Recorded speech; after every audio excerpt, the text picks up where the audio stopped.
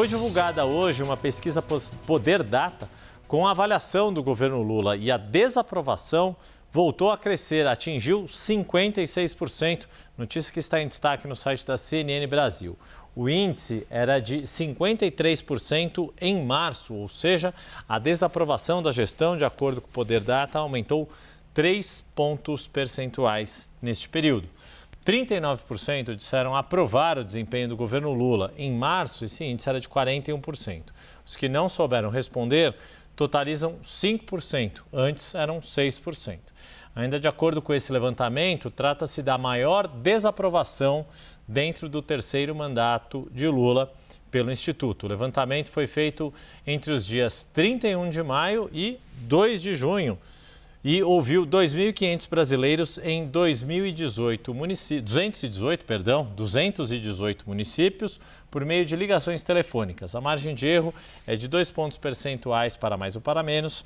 O intervalo de confiança é de 95%. Eu queria repercutir essa pesquisa com o Pedro Venceslau, Pedro, e já contando com a ajuda do nosso mestre Antônio Lavareda, participa aqui na CNN mensalmente com a Clarice Oliveira no programa 2026, já começou, porque ele tem acompanhado todo o histórico de saldos entre aprovação e desaprovação medidos pelos mais variados institutos desde o início do mandato do presidente Lula e, de fato, não só é o pior índice da série histórica do Poder Data, como é o pior saldo negativo quando a gente tira a desaprovação da aprovação, atingindo 17 pontos negativos.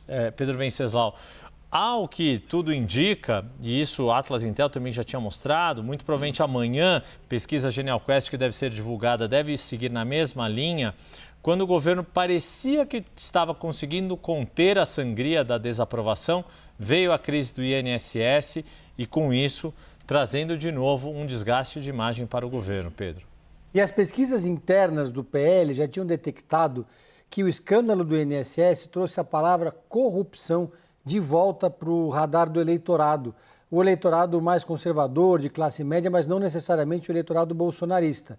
A corrupção se tornou uma das principais preocupações do brasileiro, de novo, superando inclusive a segurança pública.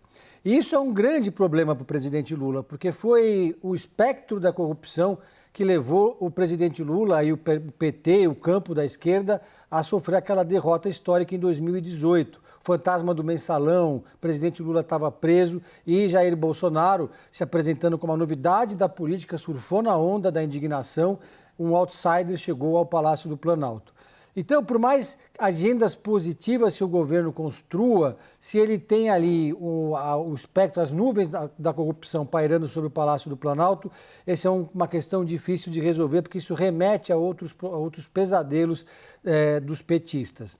Então, o governo já vinha conseguindo uma leve melhora na percepção do eleitorado, no bom humor do eleitorado, depois de apresentar a isenção do imposto de renda para quem ganha até R$5 mil, o Vale Gás, apresentar uma PEC da segurança, uma agenda proativa.